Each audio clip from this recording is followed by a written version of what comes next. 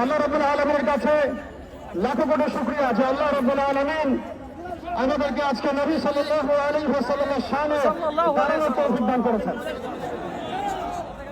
আল্লাহ রাব্বুল আলামিনের দরবারে শুকরিয়া যে আল্লাহ রাব্বুল আলামিন আজকে আমাদেরকে বাংলার মাটিতে নবী সাল্লাল্লাহু আলাইহি ওয়াসাল্লামের শান মর্যাদা রক্ষার লড়াইয়ে নামার তৌফিক দান করেছেন।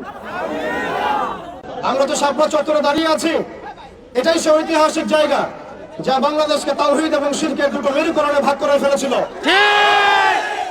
আল্লাহ পাকের দরবারে আবারও শুকরিয়া জানাই যে আল্লাহ পাক আমাদেরকে কবুল করেছেন দ্বিতীয়বার শাপলা চত্বরে আসা। প্রিয় ভাইরা, একটা হাদিস আপনাদের সাথে আমি শেয়ার করবো, আজকে আলোচনা করব, শুধু একটা হাদিস। এই হাদিসটার উপরেই ইনশাআল্লাহ তাআলা আজকের বর্তমান প্রেক্ষাপট উঠে আসবে।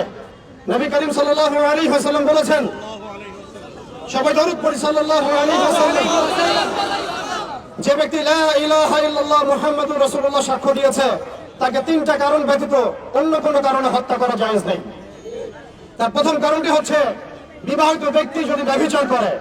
আপনারা যদি আজকের এই ব্যানারটার দিকে তাকান, একজন ব্যক্তির নাম উঠে আসবে, সে ব্যক্তি শুধু ব্যভিচার করে নাই, বরং ধর্ষণ করেছে।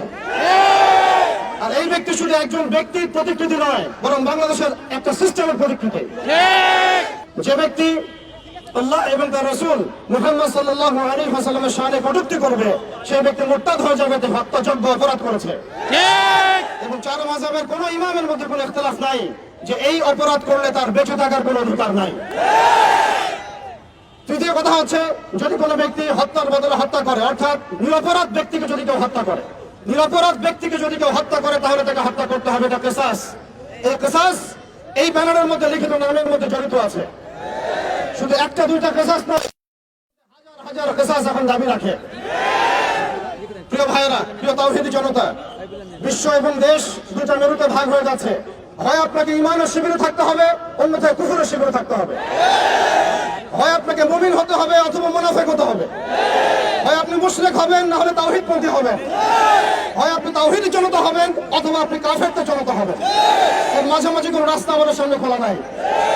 শাপলা চত্বর থেকে আমরা দ্বিতীয়বার প্রত্যয় ব্যক্ত করতে পারি, বাংলার জমিনে আমরা আল্লাহর সামনে কটূক্তিকারী, নবী সাল্লাল্লাহু আলাইহি ওয়াসাল্লামের সামনে কটূক্তিকারী কোন ব্যক্তির অস্তিত্ব রাখবো না ইনশাআল্লাহ।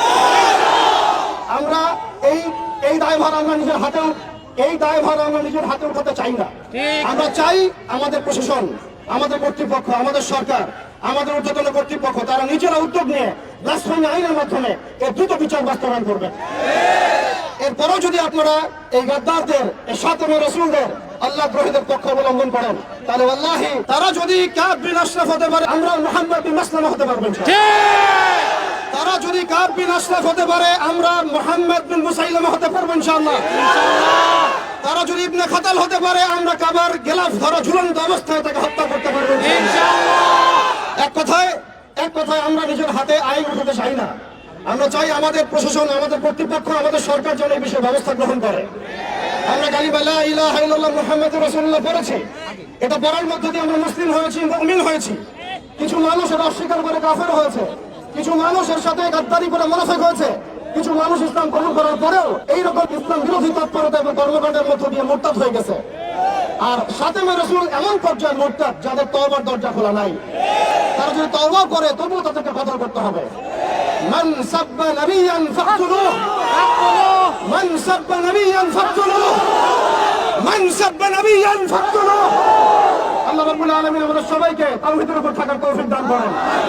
অবশেষে ভাই একটা কথা বলে শেষ করব, আমরা আমাদের স্বাধীনতা, সার্বভৌমত্ব এবং ইসলামের মৌলিক অধিকারগুলো ততদিন পর্যন্ত বাস্তবায়ন করতে পারবো না যতদিন পর্যন্ত বাংলার জমিনে শরিয়া কায়েম না হচ্ছে, যতদিন পর্যন্ত বাংলার জমিনে আল্লাহর দ্বীন প্রতিষ্ঠা না হবে, দ্বীনের ইকামত না হবে, ইমারা এবং খেলাফা না আসবে, ততদিন পর্যন্ত আমাদের স্বাধীনতা বলে কোনো কথা নাই। অতএব আমরা ডালপালা ধরে নাড়াচাড়া বন্ধ করবো, শেকড় নিয়ে কাজ করবো ইনশাআল্লাহ। আজকে স্বাধীনতার ইস্যু যেমন আমাদেরকে ঐক্যবদ্ধ করেছে, এইভাবেই যেন আমরা ঐক্যবদ্ধ থাকতে পারি। কোন কাফের মুশরিক মুরতাদরা যেন আমাদের মধ্যে বিভেদ সৃষ্টি করতে না পারে। ভাতৃত্বের বন্ধন, তাওহীদ এবং সুন্নাহ নিয়ে ইনশাআল্লাহ আযজা ওয়া জাল আমরা বাংলার জমিনে আল্লাহর দ্বীন কায়েম করেই ছাড়বো ইনশাআল্লাহ। ইয়া হুররিয়াত ইয়া শাহাদাত, ইয়া হুররিয়াত। আল্লাহুম্মা আমিন। আসসালামু আলাইকুম ওয়া রাহমাতুল্লাহ।